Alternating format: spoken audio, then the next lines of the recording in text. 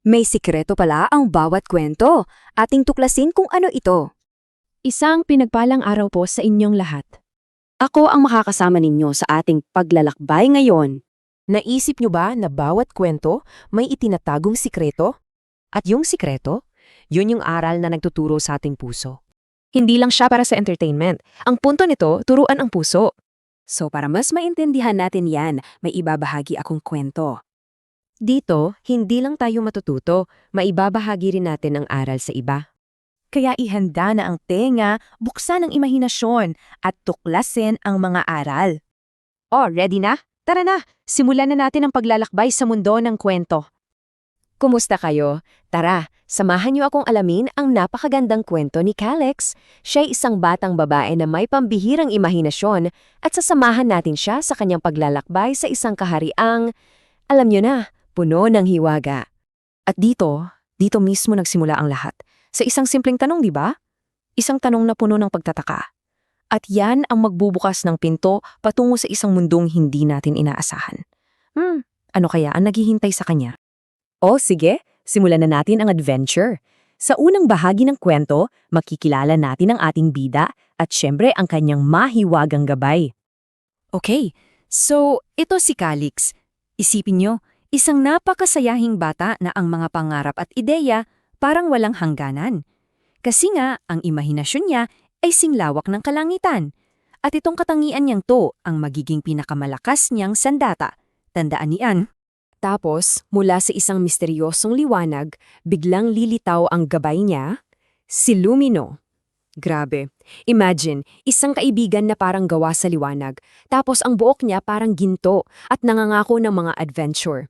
Siya yung magiging partner ni Calix sa mundo ng imahinasyon. At saan nga ba sila pupunta? Sa kaharian ng imagination. Isang lugar na papasukin mo lang sa isang portal kung saan yung mga puno, kumakanta at yung mga ilog gawa sa purong liwanag. Parang panaginip, di ba? Pero may warning si Lumino. May mga hamon din daw na kailangang harapin doon. Okay, so ngayon, dadalhin tayo ng kwento sa mga pagsubok na haharapin ni Calix.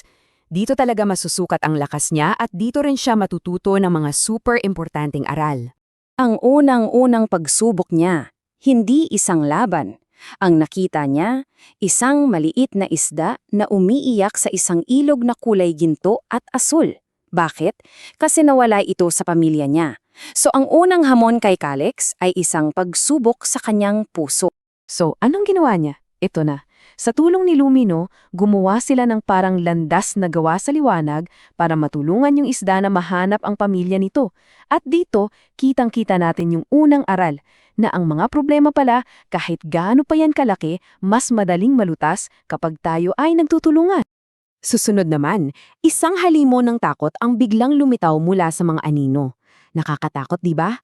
Pero, imbes na gumamit ng dahas si Calix, ang ginawa niya, kinausap niya yung halimaw ng may katapatan at kabutihan. Iba, no? At dahil sa kakaibang approach niya sa pagharap sa takot, yung halimaw naging kaibigan pa niya.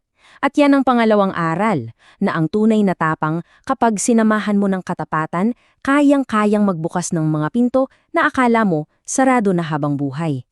Okay, sa pangatlong pagsubok, makikita natin na nag-iba na yung role ni Calix. Doon sa lunsod ng ulap, nakilanan niya si Cloudy, isang maliit na ulap. Dito, hindi na siya yung tinutulungan, kundi siya na mismo yung nagtuturo at nagbibigay ng inspirasyon sa iba para maging mas malikhain. At ang aral dito, sobrang halaga. Ipinapakita nito na bawat isa sa atin, kahit gaano pa tayo kaliit o kasimple, mayroon tayong sariling natatanging talento. Kailangan lang nating tuklasin at, syempre, pagyamanin. At lahat ng aral na yan, lahat ng yan, hinahanda lang pala siya para sa climax ng kwento. Dito, kailangan nang gamitin ni Calix ang lahat ng natutunan niya para harapin ang pinakamalaking banta sa kaharian ng imagination. Ganito yung nangyari sa laban. Unang-una, biglang sumalakay ang isang madilim na anino. Pero, imbes na matakot, ginamit ni Calix yung tapang na natutunan niya sa mga pagsubok. At sa huli, dahil sa kabutihan at tapang niya, nanaig ang liwanag. Tinalo niya ang kadiliman. At alam nyo, sa gitna mismo ng laban, Sinabi to ni Lumino sa kanya, isang paalala na yung lakas na nasa loob natin, palaging mas makapangyarihan yan kesa sa anumang takot na hinaharap natin sa labas. Ito na yung pinakapuso ng buong kwento. Kaya, ang pinakamahalagang aral sa lahat ay ito. Ang liwanag na dala ng kabutihan, pagkakaibigan at tapang ay palaging mananaig laban sa kadiliman na dala naman ng takot at pag-iisa. Yan ang ultimate lesson mula sa laban nila. At pagkatapos ng lahat ng yon, pagkatapos ng pakikipagsapalaran, ano ang nangyari? Tara, alamin natin ang pagtatapos ng kwento at kung anong kayamanan ba ang dinala ni Calix pabalik sa ating mundo. So, bumalik na si Calix sa bahay nila. Pero wala siyang dalang mahiwagang gamit o anumang kumikinang na bagay. Ang dala-dala niya ay mas mahalaga pa ron, karunungan.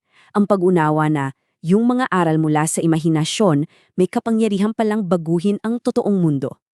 Bilang buod, ito yung 3 dakilang aral na iniwan sa atin ng kwento. Una, ang tunay na lakas galing yan sa kabutihan, tatang at pagkakaibigan. Pangalawa, gamitin natin ang imahinasyon para gumawa ng mabuti at tumulong. At panghuli, huwag nating kalimutan na kahit yung pinakamaliit na gawa ng kabaitan, kayang-kaya niyang magdala ng liwanag sa mundo. At dyan nagtatapos ang kwento ni Calix. Pero dito naman nagsisimula ang sa atin. Iniiwan niya tayo ng isang napakahalagang tanong na dapat nating pag-isipan. At ikaw, anong liwanag ang ibabahagi mo sa mundo?